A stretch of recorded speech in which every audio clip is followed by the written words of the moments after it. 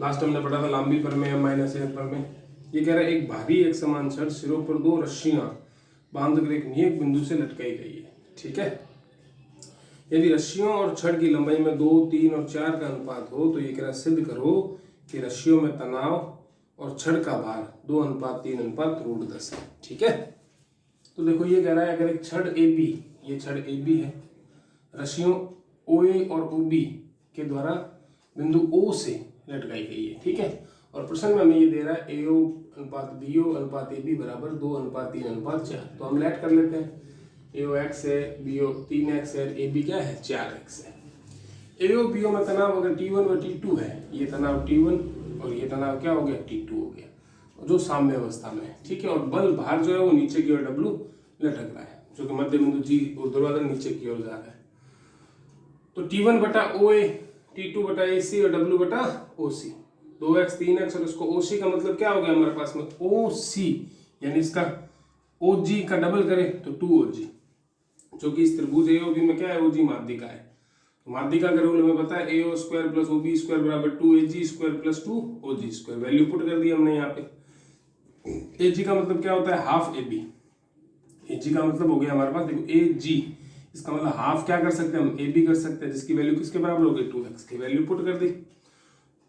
इसको हमने सॉल्व किया, इससे हमारे पास OG की वैल्यू आई। OG की वैल्यू को आप इक्वेशन में पुट कर दो, T1 बटा 2x, T2 बटा 3x और W बटा 2√5/2x।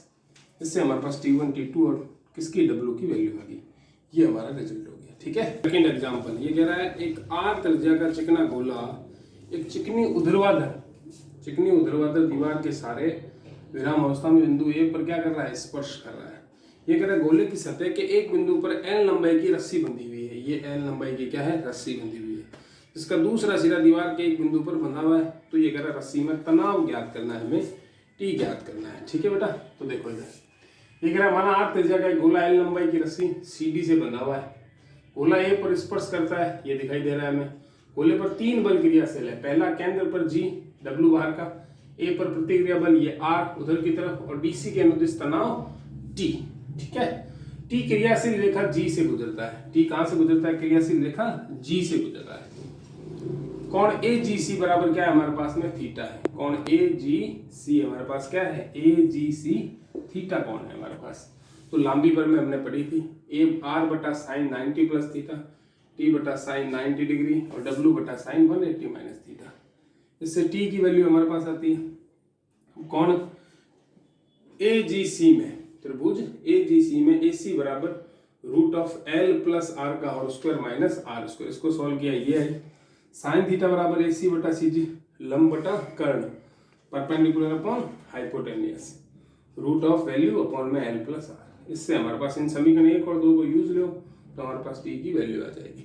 इन एग्जांपल्स को हमें करना है, 1-2 एग्जांपल और है, इनको और कर लेना अच्छे ढंग से। मेनली लांबी थ्योरम्स को अच्छे ढंग से तैयार कर लेना, डेफिनेशन को अच्छे ढंग से तैयार कर लेना। ठीक है, एग्जांपल 4th 5th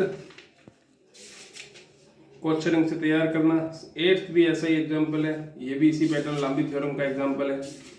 इन एग्जांपल्स को आप अच्छे ढंग से तैयार कर लो और डेफिनेशंस को याद कर लो। ये जो चैप्टर है हमारा कंप्लीट हो जाएगा। ठीक है, एक क्वेश्चन और करते हैं किसी से, वो भी लांबी थ्योरम और बल फ्रीक्वेंसी पे डिपेंड करता है। ठीक है, ओके। हाँ देखो इधर ये कह रहे त्रिभुज ABC की भुजाओं BC CA AB के अनुदिश क्रमशः बल PQR क्रियाशील है और बल P dash Q dash R dash क्रमशः OA OB OC के अनुदिश क्रियाशील है। बल PQR क्रियाशील है और P dash Q dash R dash भी है। ये क्वेश्चन इसमें दे रखा है कि हमें ये प्रूफ करना है कि अगर तीनों बल क्रियाशील है तो उनके आघूर्णों का बीजीय योग P cos A plus Q cos B plus R cos C equal to 0। इसमें क्वेश्चन 2 है लेकिन इंपॉर्टेंट ये क्वेश्चन है। ठीक है, तो देखो क्या कहते हैं इसमें, अगर डायग्राम बनाए तो OL परपेंडिकुलर क्या है BC, तो BC के अनुदिश क्रियाशील बल P की O से लंबवत दूरी OL है। तो OL बराबर क्या हो गया OB cos BC। ठीक है, OB cos BC, यानी इसको cos OBC लिखे तो इसको cos A से रिप्रेजेंट कर सकते हैं। Q और R की O से लंबवत दूरी अगर क्या हो OB cos B और OC cos C, अतः तीनों साम्य अवस्था में है तो O के सापेक्ष इनके आघूर्णों का बीजीय क्या हो जाएगा, P cos A Q cos B plus R cos C।